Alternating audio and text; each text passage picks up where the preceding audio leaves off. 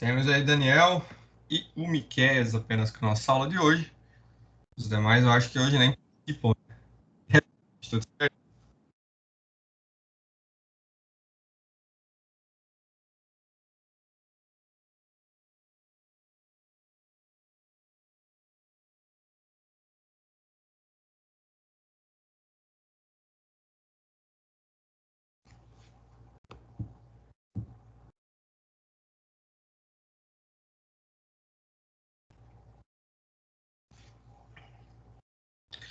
Bom, pessoal, como prometido, nossa aula de hoje nós finalizamos já o conteúdo, né? Eu fiquei só de mostrar para vocês a estrutura da DFC para nós finalizarmos, ok? Mas antes eu vou dar uma recapitulada no conteúdo da DFC. Vou mostrar para vocês aí a estrutura dela e nós finalizamos, ok? Então, nada de tem muito para que a gente acrescente hoje, é mais mesmo para finalizar a disciplina, finalizar o conteúdo. Conseguimos aí concluir dentro dos prazos estipulados, concluímos certinho. E na próxima semana, então, a nossa prova oficial no dia 3 de dezembro, nós finalizamos aí o conteúdo com a prova oficial. Finalizamos a disciplina, melhor dizendo, com a prova oficial. Beleza? Só vou apresentar para vocês aqui na tela o slide e a gente já conclui. Deixa eu só pegar aqui. Eu editei o slide da semana passada, acrescentei a estrutura. Só um momentinho. Pessoal, todos me ouvem? Tá tudo certo?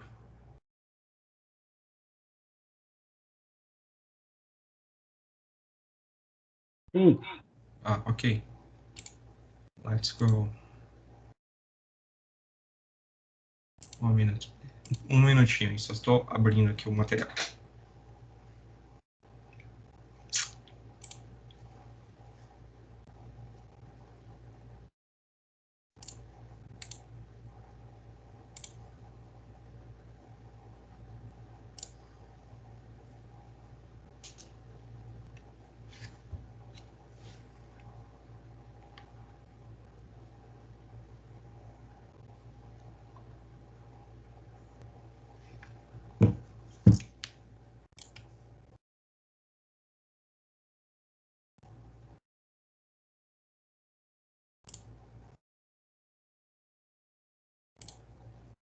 Vamos lá.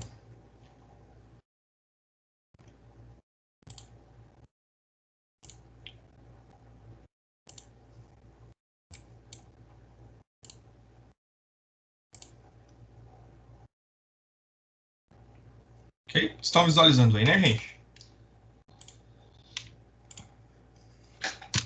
Nós falamos, na semana passada, nós comentamos um pouquinho sobre a parte conceitual da DFC, certo? Então, vimos qual que é o conceito da DFC, qual que é a sua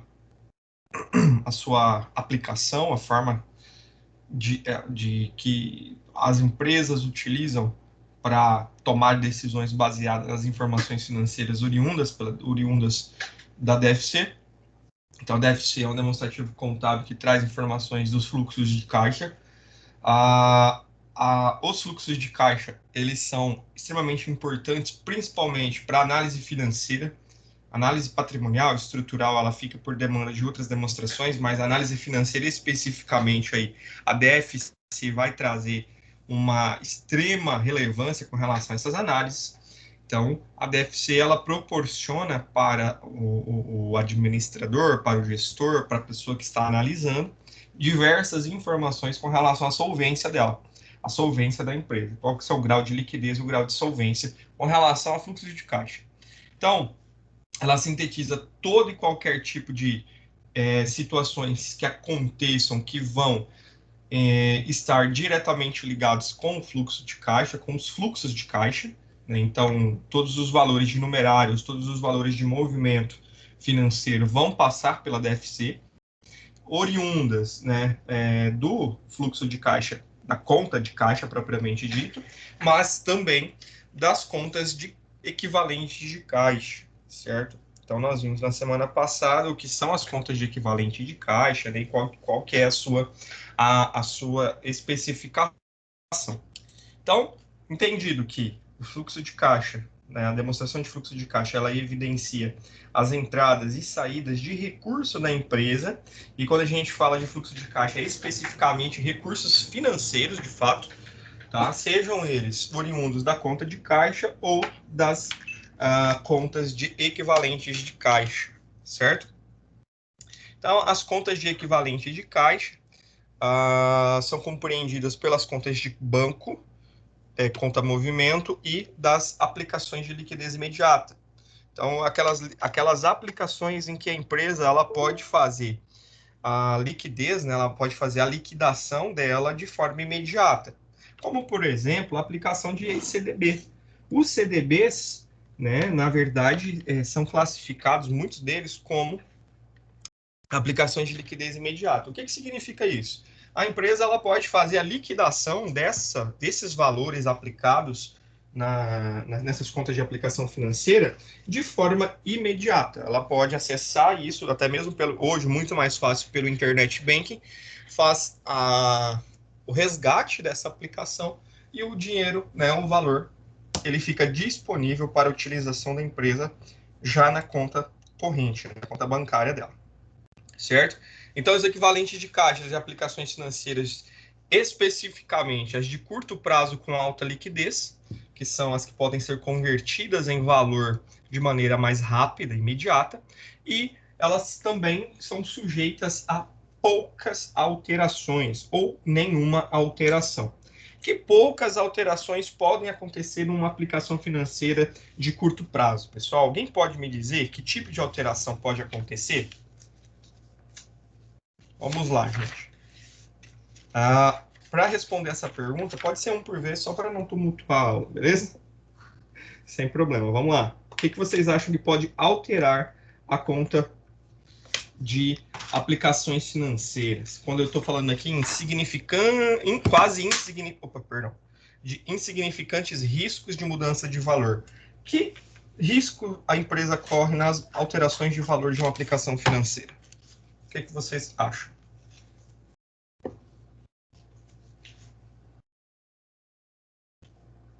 Pode falar. Alguém pelo menos tem um chute. Você pode repetir a pergunta aí? Cortou aqui um pouco. Oi? Pode repetir a pergunta, por gentileza? Claro. Qual o tipo de alteração que pode acontecer numa aplicação financeira como nós estamos aprendendo aqui? Aplicação financeira de curto prazo com alta liquidez. Que tipo de alteração pode acontecer nela? Porque aqui nós estamos falando que para uma aplicação financeira ela ser considerada um equivalente de caixa, ela precisa ser de curto prazo e precisa ter liquidez imediata, né? Ser de alta liquidez. Que ela não proporcione riscos, né? Que ela não tenha risco de alterações de valores muito bruscos. Pensando nisso, que tipo de risco uma aplicação financeira pode ter para alterar o valor dela? O que pode acontecer numa aplicação para que ela altere seu valor? Vou dar um chute aqui, professor. Ela pode rentabilizar, né? Mesmo sendo aplicação de curto prazo. Na verdade, isso, justo. Ela tem de fato que rentabilizar. Muito bem. Ela altera o valor. Mas neste caso aí, ela teve uma alteração do valor para o bem, né? Para melhor. Ela alterou para maior. Mas quando é uma alteração para menor, que tipo de situação pode acontecer para que ela altere para menor?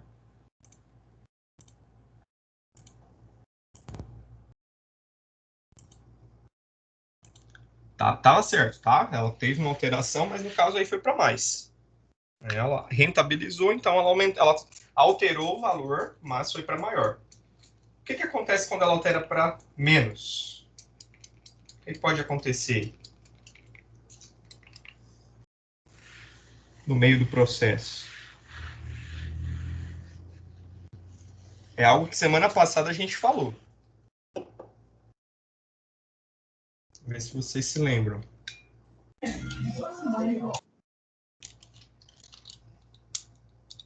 O que pode incidir aí, pessoal? Qual que é a pergunta, Márcio? Eu acabei de entrar.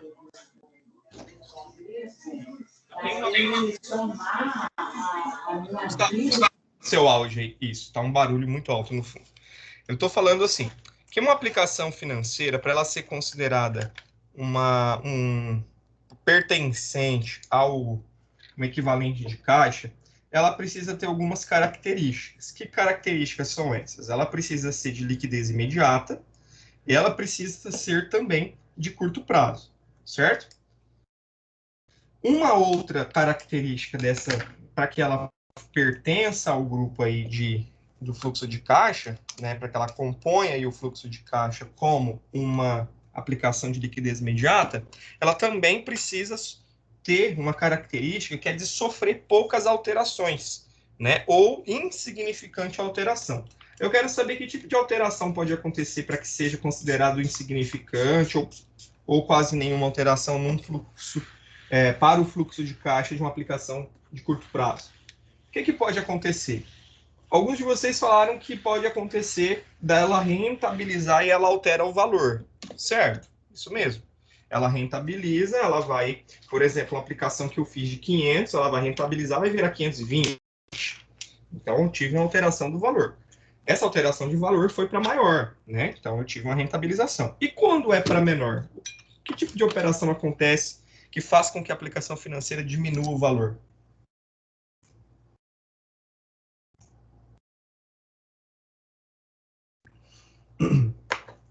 Pode pensar aí, não tem problema não. Semana passada nós fizemos um lançamento, lembra? Na planilhazinha do Excel, eu mostrei para vocês o resgate e tudo mais. E tinha algumas coisas que incidem sobre o resgate. Vocês se lembram o que é?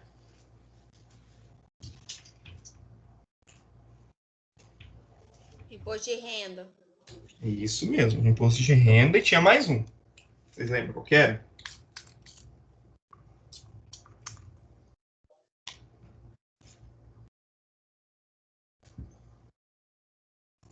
São dois, imposto de renda e mais outro. É o IOF? Uhum. Exatamente, isso mesmo. Então, pessoal, ó, o IOF e o imposto de renda, né, que são impostos, o IOF sobre imposto sobre aplicação sobre operações financeiras, e o imposto de renda, né, o imposto sobre a renda.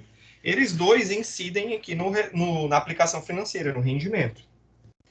Quando a gente vai fazer o lançamento, por exemplo, de um resgate, nós vamos lançar o resgate, debitar isso no banco, né, porque o valor entrou no banco, certo, da empresa, e quando há o resgate, simultaneamente a isso, acontece também a incidência do imposto de renda e do IOF. Quando isso acontece, o IOF e o imposto de renda, eles alteram o valor da aplicação. Por quê? Porque ele vai diminuir o valor da aplicação financeira. Com essa diminuição, né, aí o lançamento é realizado e a aplicação financeira passa a ter um valor passa a ter o valor alterado. Essa alteração é uma alteração de pequeno risco, por isso que a aplicação, esse tipo de aplicação, ele permanece aqui dentro do fluxo de caixa, né, como um equivalente de caixa, e é uma alteração que ela não oferece tanto risco, como, por um exemplo, se a empresa ela faz uma aplicação de ações, como um exemplo. Ela faz uma aplicação em ações de outras empresas e tudo mais. Isso oferece um risco alto. Esse tipo de aplicação, ele não é considerado uma aplicação que pode ser caracterizada como uma aplicação ali que vai compor o equivalente de caixa, certo? Olha e percebam a diferença. Se ela tem risco, se ela oferece um risco para a minha empresa, que risco que é esse, professor? É risco da empresa explodir, pegar fogo? Não. É um risco financeiro. Uma aplicação caracterizada, por exemplo, como de ação, ou de ações, ela tem um risco muito grande, que é o risco do mercado. Então, pode-se perder o valor muito rapidamente, e isso, né, faz com que tenha alterações muito bruscas na empresa. Para que uma aplicação financeira ela seja considerada uma aplicação de equivalente de caixa, ela tem que ter as características completamente opostas. Ela tem que ser de liquidez imediata, muitas vezes as ações não são. Ela tem que ser de curto prazo, que também é uma característica que as ações também não têm. E também ela tem que ter ali um grau de insignificância de risco e mudança de valor muito, muito pequeno. Não posso ter esse tipo de alteração bruscamente. Por quê, pessoal? Imagina se eu caracterizo lá, né, se é o momento de fazer o lançamento, eu caracterizo que a compra da ação que eu fiz seja componente do grupo de equivalente de caixa. Se eu lanço isso e, por exemplo, as ações da empresa caem, eu vou perder fluxo de caixa. Isso impacta, né, nos resultados financeiros. Por isso que não deve ser classificado como um equivalente de caixa, certo? Não pode se classificar como equivalente de caixa, porque ele sofre alteração muito brusca, e essas alterações muito bruscas vão fazer ali toda a diferença dentro do fluxo de caixa da empresa. Então, as operações que interagem com o mercado, que oferecem risco de alteração de valor maior, ela não compõe, ela não faz parte ali das aplicações financeiras que compõem que fazem compor o grupo de equivalente de caixa ou o grupo de disponível da empresa, certo? Então, para classificar de forma correta, essa aplicação ela tem que ser uma aplicação de curto prazo ou curtíssimo prazo e ela tem que ter liquidez imediata. Se ela não tem liquidez imediata, ela não tem o motivo, não tem o porquê de estar dentro do grupo de equivalente de caixa. Se eu não posso transformar essa aplicação, esse valor aplicado em dinheiro de forma rápida, qual que é o motivo de eu manter isso dentro do equivalente de caixa? Nenhum. Então, para ser equivalente de caixa, ela tem que ter a possibilidade de ser transformada em dinheiro, em recurso corrente, né, em moeda, de maneira rápida, certo? Então, se tem essas características, se tem essas funcionalidades, ela pode ser alocada, classificada ali dentro do grupo de equivalente de caixa, ok? Então, é fácil classificar. Então, se eu estou fazendo uma prova, por exemplo, de concurso, um exame de CRC, e tem algo com relação à classificação de caixa equivalente de caixa, por exemplo, a questão fala lá, a determinada empresa fez uma aplicação financeira com um prazo pré-determinado de 180 meses para ter o resgate. E ela conta, daí pega lá a estrutura do balanço da empresa e está classificado essa aplicação dentro do equivalente de caixa, dentro dentro da disponibilidade. Aí a alternativa que tiver lá, você já vai marcar a alternativa que está incorreta, né? Que essa operação, essa classificação está errada. Por quê? Porque ela não é componente dos equivalentes de caixa, pelo fato dela ser longo prazo, certo? Então, ficou claro isso aí, pessoal? Essa classificação tem que ficar bem entendida, bem claro na cabeça de vocês. E isso cai muito, tá, gente? Em prova de CRC, em prova de concurso público, é muito comum ter esse tipo de pegadinha. Porque daí você já vai observar a aplicação financeira de determinada empresa, mesmo que seja um CDB, mesmo que seja de uma aplicação comum, eles colocam lá que ela tem um prazo pré-definido para poder ter o resgate. Coloca um prazo lá muito grande. Aí, já na estrutura do balanço desse exemplo, dessa questão, eles já colocam lá ela como se fosse dentro do circulante, ali como um equivalente de caixa. E aí tem que ficar bem atento, tá? Então, para poder não cair nesse tipo de pergunta, de pegadinha e saber, e principalmente, né, saber classificar de forma coesa, ali no dia a dia de vocês, é entender se ela tem esses 3 princípios básicos aí para a sua classificação, tá bom? Então, o que é comum aí? uma aplicação, por exemplo, de poupança. Poupança é um tipo de aplicação financeira que ela tem liquidez imediata, eu posso sacar a qualquer momento, ela não tem data pré-definida, pré-determinada para ter o saque, para fazer o resgate, e então ela é de liquidez imediata, ela é de curto prazo, né, geralmente, porque como ela tem liquidez imediata, automaticamente ela já é de curto prazo, ela não tem datas pré-definidas, então ela é classificada, né, quando tem conta poupança na empresa, né, tem uma poupança lá, ela é classificada como um equivalente de caixa sim, tá bom? E outra, por exemplo, um CDB, que é um tipo de aplicação bem comum das empresas, né? Que é de liquidez imediata, tem dinheiro guardado, em vez de ficar na conta ali, vou deixar rendendo. O que render para mim é lucro. Então, ela é classificada também como um equivalente de caixa. Então, são as mais comuns, né, no nosso dia a dia. Beleza? Uma dúvida? Pergunta?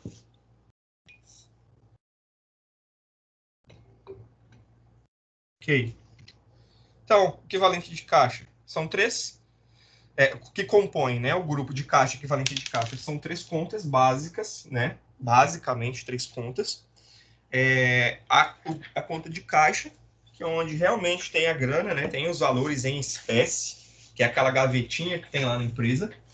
A conta de banco, né, a conta bancária propriamente dita, onde tem todas as transações financeiras que vão acontecer de entradas e saídas de recursos, depósitos e numerários em trânsito, e as contas de aplicação financeira, que também são consideradas contas de equivalente de caixa, desde que elas tenham aquelas especificações que nós já discutimos no slide anterior, ok? Essas três contas, elas integram aí o grupo de disponibilidade lá no BP, lá no balanço patrimonial. Então, aquele grupo de disponibilidades logo abaixo do ativo circulante é composto por as contas de caixa e as contas de equivalente de caixa, aí, conforme a empresa tem. Okay?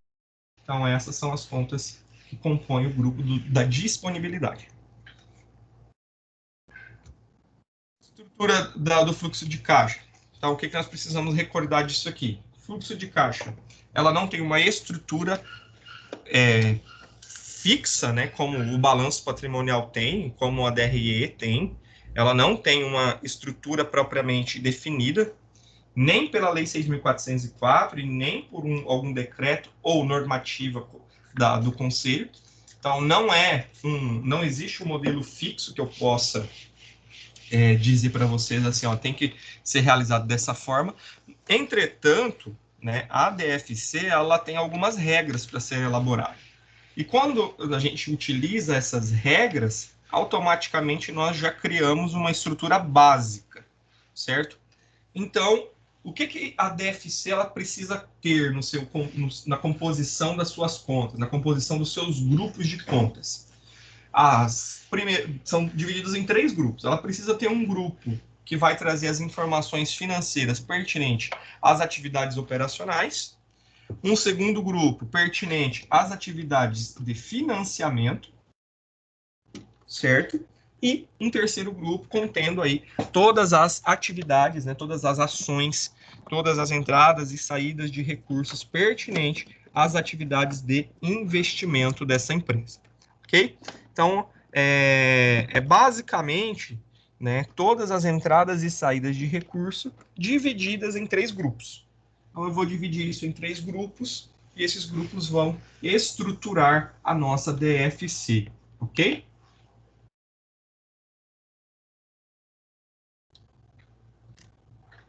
Onde que eu tenho essa normativa, professor, que deve ser utilizado esses três grupos? Na NBC-TG 03. A Lei 6.404, lá no artigo 188, ele trata da obrigatoriedade de se ter a DFC. Somente na norma brasileira de contabilidade, TG 03, que vai ser trazido aí a estruturação desses grupos, né? Então, não tem um modelo de DFC, mas tem a estruturação dos grupos que devem compor a DFC. Então, somente na NBC TG 03 que foi trazida essa informação dos grupos que são da atividades operacionais, que é claro isso para nós, né? Atividade operacional é referente às entradas e saídas de toda atividade que a empresa oferece, se ela prestadora de serviços, se ela é empresa de comércio. Então, todas as atividades pertinentes à operação dela são destacadas nesse grupo. As atividades de investimento, né? Então, toda a parte de investimento da empresa. E, por fim, as atividades de financiamento, ok? As atividades operacionais, né, como eu disse, são as atividades que a empresa desenvolve de acordo com o seu fluxo operacional, com aquilo que ela executa, né, ela obtém receita, é a fonte de renda dela.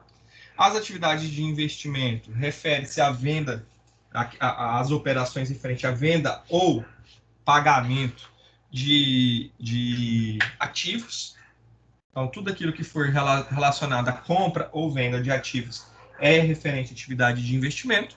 E na atividade de financiamento é na aquisição, né, de algum, por exemplo, empréstimo, financiamento, debênture. Então, todas as atividades referentes à parte de financiamento da atividade da empresa é relacionado ao grupo de financiamento, certo? Então, tudo que for fazer alteração da composição do capital da empresa, seja ele próprio de terceiros, vai ser integrado, aí no grupo de atividades de financiamento.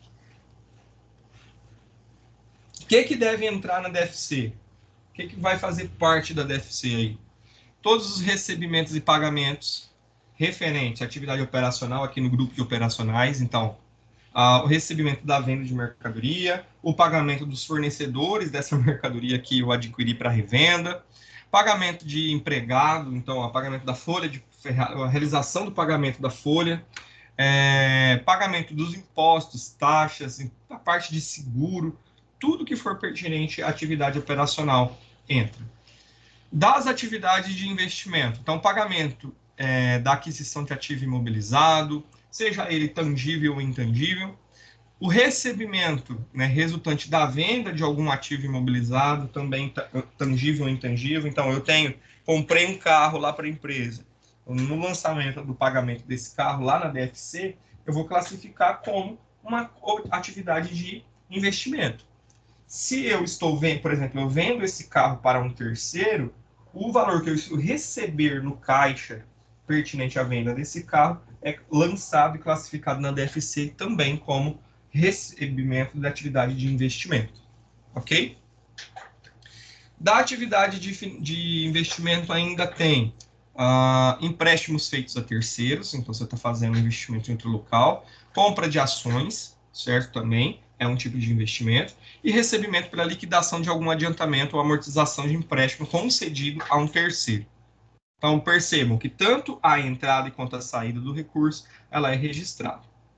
E as atividades de financiamento, está lá no item 17 da NBC, que pode ser, por exemplo, caixa de recebimento recebido pela emissão de ações. Então, eu emiti ações, eu recebo as ações que eu vendi para outras empresas. Isso entra no meu caixa como recebimento de atividade de financiamento.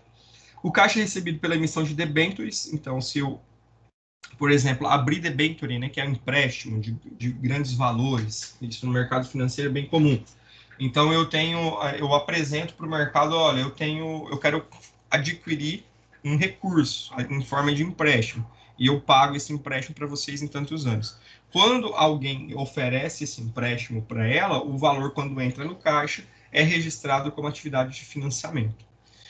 O recebimento, né, dos debêntures entra e também a amortização desse empréstimo. Então, percebam, eu tenho aqui referente à entrada do dinheiro do empréstimo e aqui a amortização da parcela do empréstimo, então o pagamento também é registrado, ok?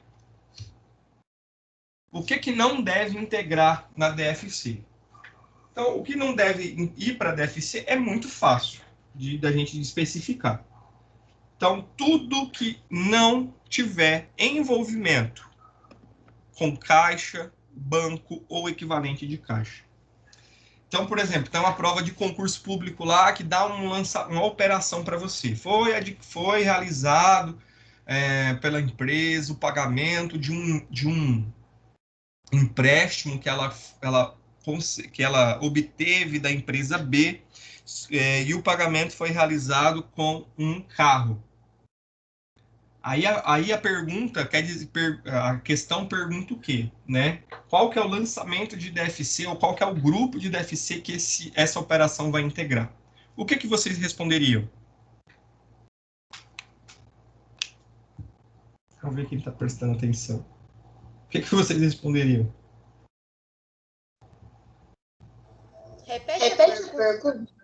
Uhum.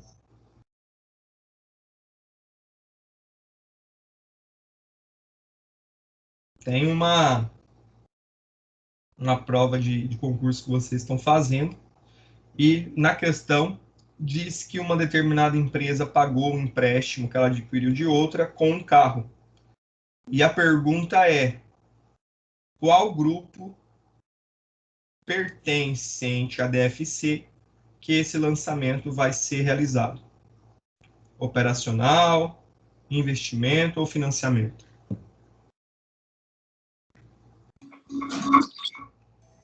Eu acho que é investimento. Eu acho que não vai influenciar Eu na acho que não vai entrar, não. E quem respondeu que não entra na DFC está correto, tá bom? Esse lançamento, ele não integra, ele não faz parte da DFC. Por qual motivo, professor? Porque o lançamento, ele não teve nem o débito, nem o crédito realizado em nenhuma das contas de disponibilidade, ou seja, nem conta de caixa, nem conta de equivalente de caixa. Então, para nós identificarmos se um lançamento integra ou não a DFC, é fácil. É somente nós pegarmos a operação e desenharmos o lançamento, realizar o débito e o crédito. Se na operação não houve, né, a passagem do lançamento pelo caixa ou pelos equivalentes de caixa, essa operação não integra a DFC, ok? É fácil da gente identificar e tem muita pegadinha com relação a isso. Então, ó, sendo o objetivo da DFC apresentar as transações que correspondem às entradas e saídas de recursos financeiros da empresa, obviamente, aquelas transações que não movimentam dinheiro não faz parte, não deve integrar a DFC. Certo? Fica claro isso para vocês? Se não tem lançamento com referência a dinheiro, não passou por caixa, banco equivalente de caixa, não tem motivo de estar na DFC porque ele não vai compor. Beleza? A gente já mata a questão aí bem rápido. Porque não tem. Professor, Oi. um outro exemplo também disso aí é a depreciação, né? Que é uma despesa, mas também não influencia no caixa. Exatamente. A depreciação ela é um exemplo claro, clássico de não ter DFC. Por quê? Ela é o lançamento que vai para despesa, né, no caso, nesse exemplo específico, mas ela não tem movimentação física de recursos. É somente a parte econômica, né? Ela não mexe na parte financeira. Então, ela não gera DFC. Pode observar que no sistema que vocês trabalham aí, se vocês fazem o lançamento de depreciação, a aba de DFC ela fica inativa, porque ela não compõe o grupo de DFC, certo? E existem outros também, transferência de saldo, né? Por exemplo, de reservas para uma outra conta de reserva, não tem aplicação de DFC. Agora, se eu pego uma reserva e transfiro para o caixa ou para o banco, aí tem, porque houve movimentação no caixa no banco, certo? Então, se eu transferir da reserva do lucros acumulados para a conta de reserva, ela não vai ter DFC. Não houve movimentação nenhuma com as contas de caixa equivalente de caixa, certo? E tem vários exemplos, vários desenhos, né, dentro da DFC, dentro dos lançamentos contábeis que não vai compor. Mas para que a gente entenda e consiga classificar isso de forma muito mais rápida e precisa, é só nós lembrarmos. Se não faz parte, se o débito e o crédito não é realizado em nenhuma das contas de caixa equivalente de caixa, automaticamente já não tem DFC nesse lançamento. Beleza? Então, pagamento de fornecedor, tem. Recebimento de cliente, tem.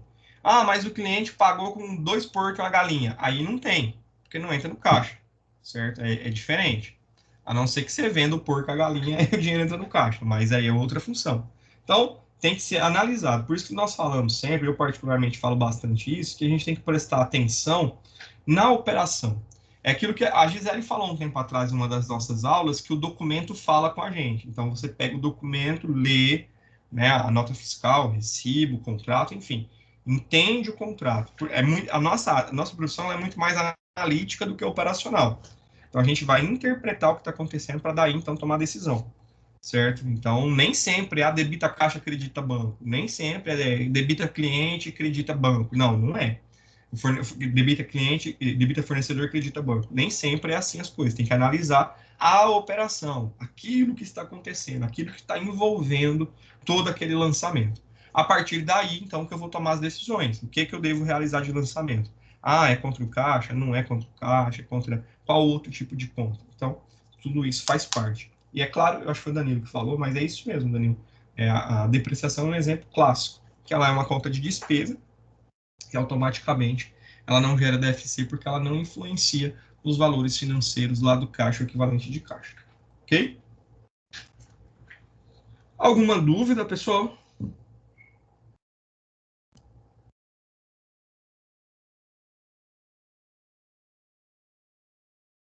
Não? Certinho? Então, vamos lá, vamos seguir aqui. A DFC, ela tem dois métodos para ser elaborada. Pode ser elaborada de duas formas. Quais são essas duas formas, professor? A primeira delas, através do método direto. O método direto, pessoal, é o mais comum, é o mais utilizado.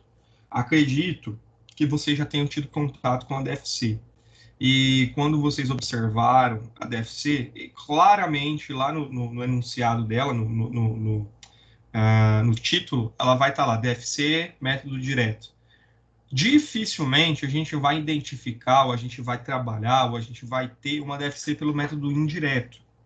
Porque o método indireto, ele trabalha algumas projeções. Então, ela é um pouco mais analítica mesmo. Então, é mais complicado, mais complexo, e as empresas trabalharem com ela, elaborarem ela. Quem vai trabalhar bastante com método indireto é o administrador. O administrador ama fazer método indireto, porque daí ele vai ter visão de futuro. Porque aqui no método indireto entra provisões futuras, provisões de recebimento, provisões de pagamento, entra depreciação, entra um monte de coisa. Tá? Então, ele vai trazer meio que um caixa líquido da operação, contando com as projeções futuras. E a direta, não, ela já vai trazer aquilo que realmente tem de dinheiro, preto no branco.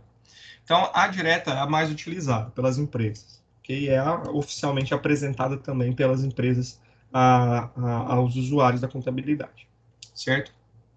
O que diferencia o método direto do indireto é o grupo de atividades operacionais.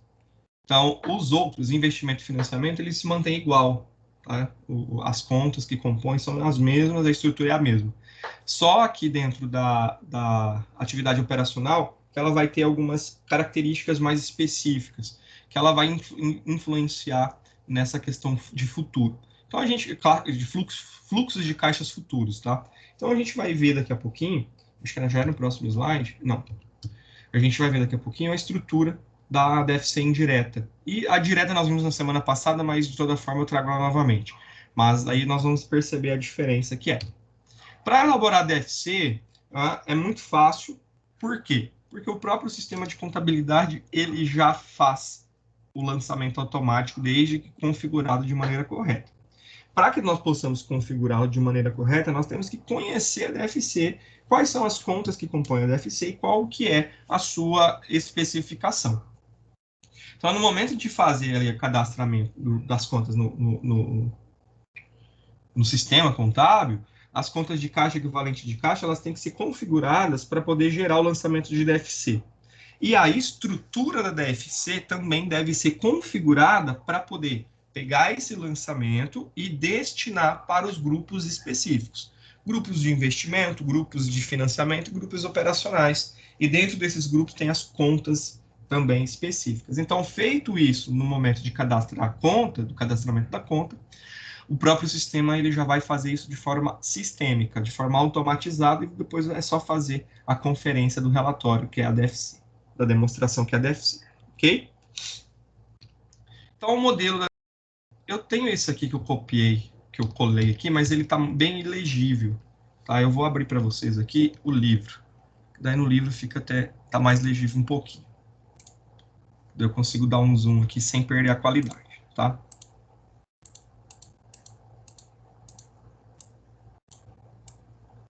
Pessoal, vocês estão vendo aqui minha tela? Sim. Ok. Sim, Pessoal, esse aqui é um modelo do método indireto. Então, eu vou apresentar o método indireto aqui, somente a parte de fluxo de atividades operacionais, para vocês verem quais contas que estão compondo aqui o método indireto, para a gente perceber a diferença entre os dois métodos, ok? Então, a demonstração, ela sempre vai iniciar com os dados da companhia, com o título de qual demonstração que é e a data de encerramento desses dados. Vai sempre comparar um exercício com o outro, e aqui dentro do grupo de atividades operacionais, nós vamos ter as subcontas, certo? Ou as contas que vão ser classificadas. Então, primeiro que vem a elaboração da DFC método indireto, ela vai utilizar dados da DRE. Então, ela é estruturada de forma a trazer informações para tomada de decisão baseada também em operações futuras com relação ao lucro. Então, ela vai trazer o resultado do exercício antes do imposto de renda da contribuição social, que é o EBITDA, né? Então, ela vai trazer o resultado antes dos impostos. Aí ela vai criar alguns ajustes. Quem trabalha com empresa de lucro real aqui vai entender mais ou menos o que eu estou falando. Porque lá no lucro real também tem essas adições, né, de despesas, e os ajustes. Então, a DFC de método indireto, ela trabalha da mesma maneira. Então, ela vai ter alguns ajustes a esse saldo. Que saldo? O saldo do resultado do exercício antes do imposto de renda e da contribuição. Então, vai agregar aqui, vai somar esse saldo a depreciação e amortização. Olha que interessante, no indireto não tem isso. Então, como ele está utilizando de qual informação aqui? Ele vai agregar essa informação como o fluxo de caixa tivesse, de fato, gastando recurso com essas atividades, com essas situações do dia a dia da empresa. Vai adicionar ou retirar, né, ou subtrair o resultado da venda dos ativos imobilizados, né, dos ativos não circulantes, né, entre o imobilizado. Então, se houver a venda de um ativo ou não, ou a compra de um ativo, o recebimento disso, ele vai ser acrescentado ao saldo. Então, aqui ele só vai somando ou subtraindo o saldo anterior. A equivalência patrimonial, então, se eu fiz aí a avaliação patrimonial, ele vai entrar aqui, ou somando ou subtraindo. Aí eu vou ter as alterações do ativo e passivo. Então, toda e qualquer alteração que eu tiver lá na conta de cliente, então a redução do total de clientes que eu tinha em aberto, a redução dos contas a receber, né, que é a mesma coisa, a redução dos estoques, a redução ou o aumento, né, redução ou aumento da conta de fornecedores, redução ou aumento do contas a pagar e aumento ou a redução da contribuição do imposto de renda, né, e da contribuição social. Essas adições e subtrações aqui do saldo, que é do saldo do resultado do exercício, vai me chegar aqui às disponibilidades líquidas geradas pela empresa das atividades operacionais. O restante é a mesma coisa, tá? Fluxo da atividade de investimento é toda a entrada e saída de investimento, e de financiamento, a entrada e saída de financiamento. O que muda é somente aqui no fluxo de caixa da atividade operacional, que ele vai agregar a amortização, depreciação, ele vai agregar os saldos, a diferença dos saldos da conta de clientes e fornecedores, e vai acrescentar também o contas a pagar e contas a receber aqui dentro desse saldo do resultado do exercício. E também acrescenta aí a contribuição social e o imposto de renda. Então vejam que, além do saldo que a empresa já tem do resultado, a indireta agrega ainda valores futuros. Ela acaba trazendo uma visão aí de projeção de caixa. Essa é a diferença entre a direta e a indireta, certo? Já a direta, deixa eu ver se eu tenho ela já aqui. A direta, atividade operacional vai ter recebimento de clientes, total, né? Vai vir o total aqui de tudo que foi recebido de cliente naquele período. o valor dos pagamentos de fornecedores, tudo que foi pago a fornecedor, toda a saída, o pagamento dos impostos, pagamento de contingência, pagamento de seguros. Então, aqui, a empresa ela vai classificar de a maneira que ela achar melhor. E no final disso, eu chego ali à disponibilidade líquida da atividade operacional, que é o quê? A soma e a subtração dos valores de pagamentos e valores de recebimentos. No final do fluxo de caixa, do método direto, o saldo tem que ser exatamente a soma do saldo de banco, caixa e das contas de aplicação de curto prazo, certo? Então, a única diferença é essa, que aqui na direto, o próprio nome já diz, ela é direta, ela vai trabalhar somente a entrada e saída de valor, e na indireta, ela vai trabalhar as projeções, né, das deduções, dos ajustes das contas patrimoniais referentes a clientes, fornecedores, contas a pagar e contas a receber, estoque e impostos. Ok? É essa a diferença entre uma e outra, não tem nenhum segredo. Para executar, é fácil. Né? O sistema ele já faz de forma automática, desde que seja configurado, mas se eu for fazer isso à mão, só eu pegar as contas contábeis, tirar uma razão delas e observar os saldos e jogar esses saldos dentro do meu fluxo de caixa. Ok?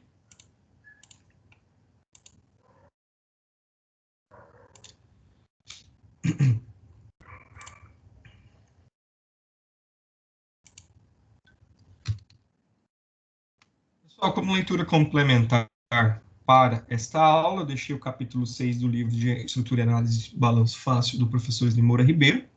Está disponível na biblioteca virtual a todos.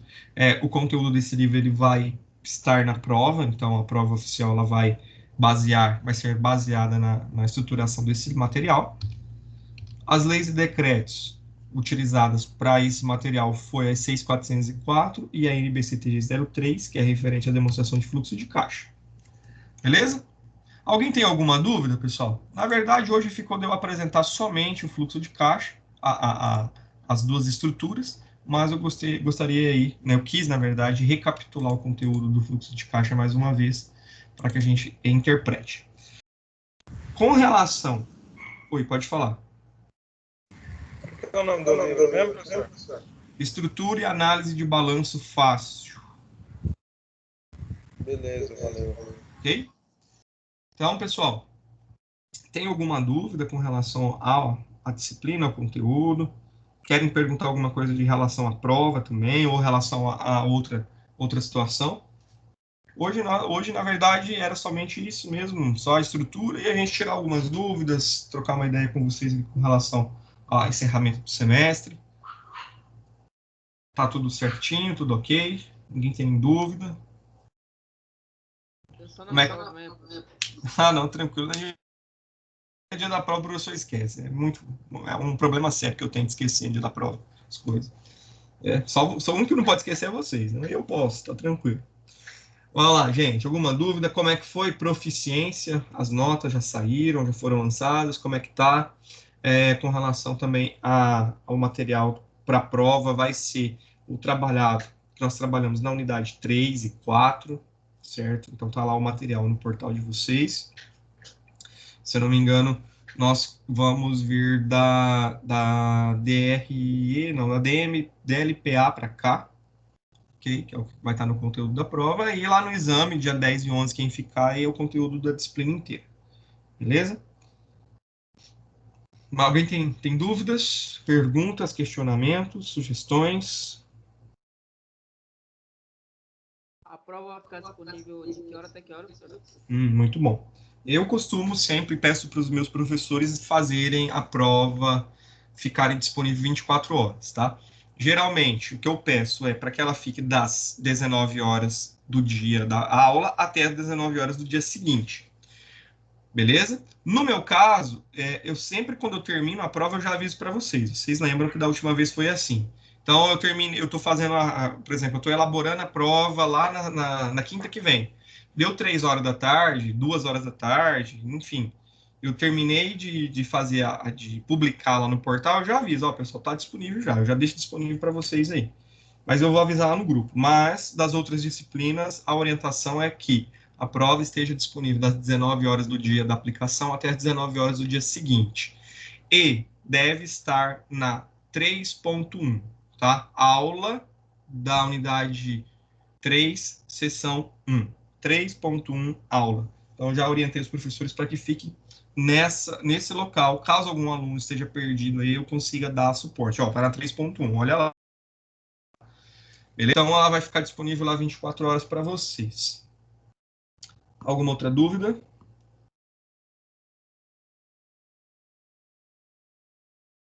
Vai valer quanto a prova, né? Oficial 2 vale 4.000 pontos. Ah, beleza. Você... Ok. Outra dúvida, gente? Tudo certo? Se não, eu gostaria de agradecer. Oi, pode falar. Fala, Miquel. Tá tudo certo.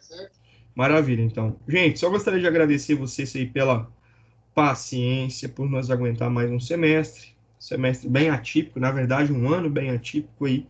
E graças a Deus e a vocês, nós estamos aqui mais uma vez, né, finalizando aí com tranquilidade, mais um semestre. Hoje, oficialmente, o último dia de aula da nossa disciplina.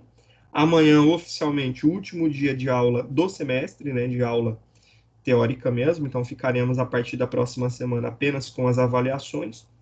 E finalizamos aí com tranquilidade, graças a Deus. Parabéns a todos vocês que resistiram até aqui, que não trancaram, que permaneceram. E espero que todos tenham tido aí bons resultados, bastante aprendizado. Foi um pouco mais complexo, um pouco diferente essa metodologia, mas pelo menos para mim foi muito satisfatória a questão de conhecimento. Acredito que semestre que vem, 21.1, a gente já inicia o semestre presencialmente. É uma perspectiva, né? Há uma perspectiva para que isso aconteça, então só estamos dependendo aí do novo prefeito, né, que assinar o decreto e autorizar que a gente retorne, porque nós somos o único segmento na nossa cidade que ainda não pôde voltar a trabalhar de forma, né, voltar a trabalhar de forma normal, digamos assim, ou no novo normal. Todos os demais segmentos, de forma geral, já estão operando, até mesmo as casas de shows e eventos. Então, só mesmo a escola, a faculdade que não pôde voltar. Então, é algo que nós estamos batendo bastante em cima para que tudo dê certo. E semestre que vem a gente já retorne de maneira efetiva presencialmente, não só as práticas como está agora. Tranquilo? Então, espero todos vocês na próxima semana. Eu vou estar disponível no Teams a partir das 19 horas, caso alguém queira tirar alguma dúvida com relação à operação e não a conteúdo, tá? E eu também vou ficar disponível no grupo da disciplina lá durante todo o período da aula. Tranquilo? Então, agradeço mais uma vez. Se possível, deixe um feedback final lá no portal da nossa aula. E estou à disposição de vocês, tá? Vocês estão de parabéns. Muito participativo durante o semestre inteiro. A maioria de vocês, praticamente todo mundo. E sempre aí trazendo bastante conteúdo, bastante informação para a gente discutir aqui. Ok? Show de bola, gente! Um semestre vencido, que Deus nos abençoe aí nesse restinho de semestre agora que só faltam as provas. Espero que todos vocês aí consigam já no dia 4 agora já estar liberados, estejam de férias. Por favor, façam isso, não deixem para que a gente tenha que aplicar a segunda chamada e exame, que para nós também é muito chato, porque daí a gente também fica segurando, mas oficialmente nós estamos encerrando aqui a nossa disciplina. Tranquilo? Parabéns a todos, gente. Obrigado, forte abraço, até logo. Obrigado, professor. Valeu, Danilo. Um abraço. Valeu, Márcio. Valeu, Gustavo. Um abraço. Valeu, Matheus. Até mais. Ô, Márcio. Oi. Aproveitando, cara, que a gente está aqui e tudo mais, eu tenho uma dúvida. Diga. Mas é mais sobre o curso. Deixa eu te perguntar. Aquelas horas extras do curso, cara, eu não tenho nada ainda. Aí eu gostaria de saber o que dá para me pôr nelas. Alguma coisa de fora. Você sexto semestre, Gustavo? Isso, tô no sexto. Tranquilo, dá para... tem tempo tranquilo ainda. Bom, Gustavo, como é que funciona? horas extracurriculares. Vocês já têm tem um total de horas, aí cada grade, cada semestre tem a sua, tá? Então, eu não vou te dizer exatamente qual é, porque no seu próprio portal você consegue ver isso. E a soma dessas horas é composta pelo ED. O ED, ele faz parte, ele compõe um pouco lá das horas extras, e as ACOs, que são horas complementares obrigatórias. Essas complementares são de cursos, palestras, workshops, eventos que vocês participaram. Então, por exemplo, nós tivemos a Semana da Contabilidade lá que o CRC fez virtual. Nós tivemos a Expotec ano passado, que deu o certificado. Nós tivemos o dia do administrador, que vocês participaram também, que teve certificado. Tudo isso vale. De forma presencial, vale. Cursinho que vocês fizerem, vale. Relacionado à nossa área. Então, não vai fazer um cursinho de corte e costura, um cursinho de cervejeiro para poder utilizar, que não vai funcionar. Tem que ser cursos destinados à área. Cursos, treinamentos, palestras, eventos, workshops presenciais e também os virtuais. Então, não tem uma especificação, uma destinação de presencial ou online, não. Qualquer um é válido. Então, vou fazer um cursinho lá no Sebrae, um cursinho no Cursos Livres, que é da própria faculdade, tem uns cursinhos baratinhos lá. Vou fazer um cursinho no Bradesco Educação, que é gratuito também. Então, todos esses certificados você pega, guarda esses certificados, né, conforme você for fazendo, e vai postando isso no portal. Lá no portal, na secretaria do virtual, dentro do portal, tem o campo para incluir essas horas. Aí você vai somando. Quando você atingir o total máximo, certo? Aí você já concluiu a entrega das suas ACOs, das suas horas extracurriculares. Ok? Ô, Márcio. Só um minutinho, Daniel. O Miquel levantou a mão primeiro. Peraí. Gustavo, ok? Olha, Márcio, ok. Eu só gostaria de saber se aqueles cursos de nivelamento, se eles contam. Curso de nivelamento, não todos. Tem alguns cursos de nivelamento que eles, até o semestre passado, eles faziam parte da meu Deus, esqueci o nome. Da avaliação continuada, certo? Os que faziam parte da avaliação continuada não funciona como ACO. Então, como é que eu sei disso, professor? Na dúvida, posta, tá bom? Na dúvida, posta, porque daí eles vão avaliar lá. Entretanto, posta, mas faz outros cursos para compor, porque se não for validado, você tem outros cursinhos aí para compor, tá bom? O interessante é fazer cursinho extra mesmo. Então, assim, Fundação Bradesco, digita no Google Fundação Bradesco, tem um monte de cursinho grátis lá. Sebrae, cursinhos do Sebrae, um monte de cursinho grátis que é relacionado à nossa área. Existem vários outros, né? Tem lá de matemática financeira, tem de gestão. No Cursos Livres, que é da faculdade, tem uns cursinhos a partir de R$ 9,90. Tem os cursinhos lá de análise de balanço, cursinho de finanças, que são muito bons, que dá para usar. Então, assim, tudo que você vê de evento, uma palestra do CRC, pega. Vai ter uma palestra aqui da Cefaz referente ao ICMS, pega. Então, tudo que for relacionado ao mundo contábil, mundo empresarial, mundo financeiro, mundo de gestão, vai compor para a ACO, tá bom? Pode pegar tudo. E quanto mais você falar, tranquilo. Se achar que deve, põe. O que não vale é cursinho por exemplo, técnico. Eu fiz um curso de eletrotécnica, não vale. Curso que não tem nada a ver com o seu curso de graduação, por exemplo, estética, saúde, biologia, isso não vai entrar, não funciona. Bom, então, cada área vai ter ali sua parte específica. Beleza? Isso não vale. Somente os que são relacionados ao curso. Quantas horas que é, professor? Oi. Pode falar, Miquel. Hein, professor? Só para tirar uma dúvida, referente a esse campo aí que a gente estava falando, era aquele lá no portal que tem estudo independentes? Isso. Uhum. Sim. E que se, por exemplo, assim, se eu já tiver as horas, como é que eu faço para poder... Você vai lá eu vou mandar no grupo para vocês o passo a passo, que eu já tenho o passo a passo aqui, mas é lá na secretaria. Abriu o portal, tá escrito secretaria. Clica ali, aí tem um lugar de você enviar. Mas eu vou mandar o passo a passo daqui a pouco lá no grupo. Mas é lá, tipo assim, vamos dizer assim, 5. Aí um exemplo assim, os dois não tem nada a ver. Eu acho que eles lá eles avisam, né? Falar, Sim, eles vão, vai indeferir lá, vai aparecer no seu próprio portal mesmo lá, se está deferido ou se está indeferido e por quê. Mas eu posso enviar a qualquer momento ou só no 7º ou 8º? Não, você tem que enviar a partir do momento que você começou a fazer. Se você fez no primeiro semestre, já deve enviar. Por exemplo, eu lembro que você fez aquele de imposto de renda que nós fizemos, 2019 ou 18, não lembro. Aquilo lá vale, entendeu? Já pode Aí, enviar. no caso, eu não enviei, mas se eu enviar hoje, vale, né? Tem que enviar, tem que enviar. Ah, eu vou ver se eu envio. Eu tenho outros também por fora, já Isso. envio. Pode mandar. O interessante, pessoal, é não deixar lá para o 8º semestre, final do ano, postar. Porque daí talvez não dê tempo do pessoal fazer a análise e inviabiliza a colação de grau. Aí vocês vão ficar sem poder colar grau por conta disso. Então, quanto antes mandar, melhor. E já responde a pergunta do Daniel. Como é que eu sei a quantidade de horas? Lá no seu próprio portal. Bom? Horas extracurriculares, ou como é que é o nome que tá, Miquel?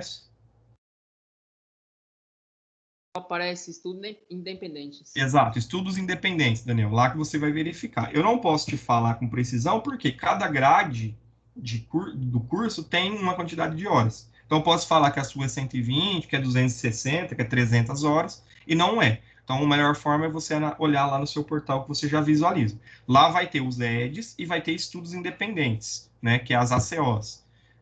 Você observa essas ACOs, porque o ED automaticamente você já tem que fazer durante o semestre. As ACOs é fora, não é na faculdade. Você faz fora e publica isso no portal.